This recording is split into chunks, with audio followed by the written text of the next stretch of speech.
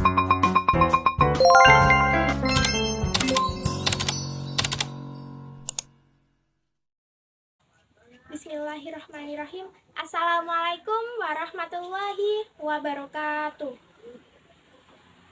Alhamdulillahirrabbilalamin. Wa bihi nasta'in wa ala umuri dunya waddin.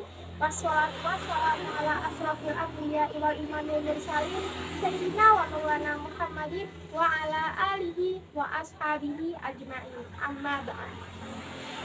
Yang terhormat Bapak Ibu Guru dan teman-temanku semua yang saya sayangi. Perkenalkan, nama saya Vina Putri Aulia dari kelas 10 MPLB 2 yang akan membawakan ceramah mengenai pergaulan bebas dan zina. Pertama-tama, marilah kita mengucapkan puji syukur kehadirat Allah Subhanahu wa Ta'ala yang telah melimpahkan rahmat dan hidayahnya kepada kita semua. Tidak lupa, sholawat serta salam kita haturkan kepada junjungan kita Nabi Agung Nabi Muhammad SAW yang senantiasa kita nanti-nanti syafaatnya kelak fi yaumil qiyamah. Amin, Allahumma amin. Hadirin hadirat rahimakumullah, kemajuan bangsa dan agama ada pada tangan kalian semua. Sebab nasib bangsa ke depan ada pada perjuangan kalian semua. Apabila generasi muda rusak terbawa arus pergaulan bebas, maka tidak menunggu kehancurannya. Akan tetapi, apabila anak-anak muda pikirannya maju, berakhlak mulia, dan agamis, maka masa depan bangsa akan gemilang dan maju. Poin A. Pergaulan bebas. Pergaulan bebas adalah sebuah tatanan yang mengajarkan kepada anak muda untuk berbuat dan bertingkah laku semaunya. Di zaman sekarang ini, anak muda dituntut harus ikut dalam perkembangan ilmu pengetahuan teknologi yang semakin maju agar tidak tergerus. Namun, juga harus diimbangi dengan adab dan ilmu pengetahuan agama agar tidak menyimpang dari norma dan aturan agama. Poin B. Dampak dari pergaulan bebas berdasarkan fakta di masyarakat. Yang pertama, anak muda tidak ada sopan santun dengan orang yang lebih tua darinya. Yang kedua, memutuskan tanpa memikirkan sebab dan akibatnya. Yang ketiga, banyak terjerumus ke lembah hitam atau pergaulan narkoba. Yang keempat, banyak tunas-tunas muda berguguran sebelum berkembang. Yang kelima, merusak masa depan yang pasti. Yang keenam, kecanduan game online. Serta yang ketujuh, bergangguan judi online. Poin C. Zina dalam pandangan Islam. Zina secara bahasa berasal dari kata zana yazni, yaitu hubungan badan antara laki-laki dan perempuan yang sudah balik tanpa adanya ikatan pernikahan yang sah sesuai dengan peraturan Islam.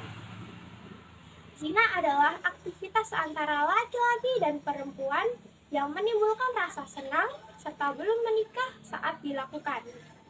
Ada beberapa macam zina, di antaranya zina qalbi, zina ain, zina yadin, dan zina lisan. Allah Subhanahu wa Ta'ala ingatkan untuk jangan mendekati zina. Apa makna mendekati zina? Memandang kepada yang bukan mahramnya secara berlebih-lebihan, seperti wah tampannya dia, wah gantengnya dia. Juga langkah mendekati zina kalau dilakukan secara berlebih-lebihan. Telinga mendengarkan sesuatu, suara dari seseorang yang membuat kita hanyut, juga langkah mendekati zina.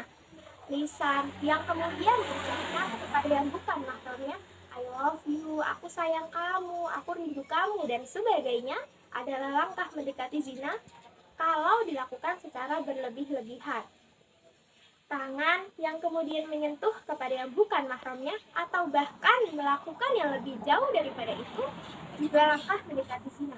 Termasuk kaki, melangkahkan ke tempat yang Allah katakan itu haram bagimu, juga langkah mendekati zina.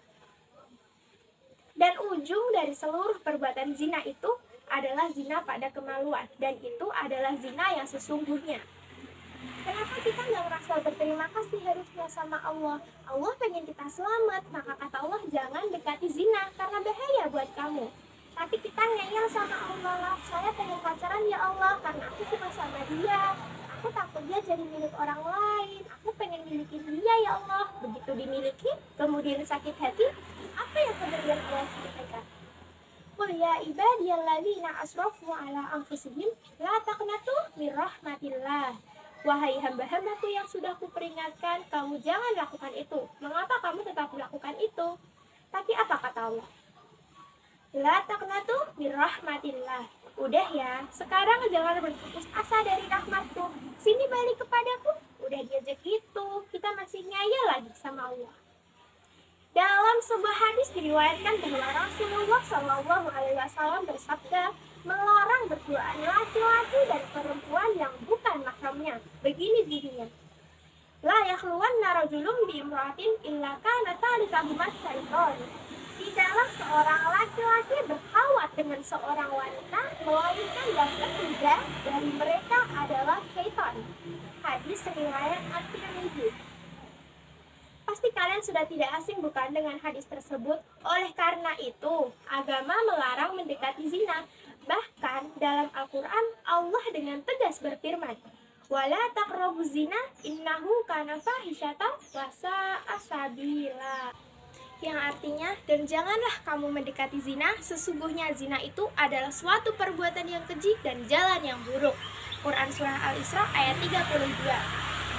Itulah Allah Subhanahu wa Ta'ala ingatkan untuk jangan dekati zina. Bukan jangan berzina, tapi jangan dekati. Dekati saja tidak boleh, apalagi yang lebih daripada itu. Jadi, kita sebagai hamba Allah tidak boleh melanggar apa yang telah dilarang dalam agama Allah ya hadirin semuanya. Sekian dari saya, semoga saya sampaikan dapat bermanfaat bagi saya dan hadirin semuanya. Apabila saya ada salah dalam bertutur kata, saya mohon maaf yang sebesar-besarnya.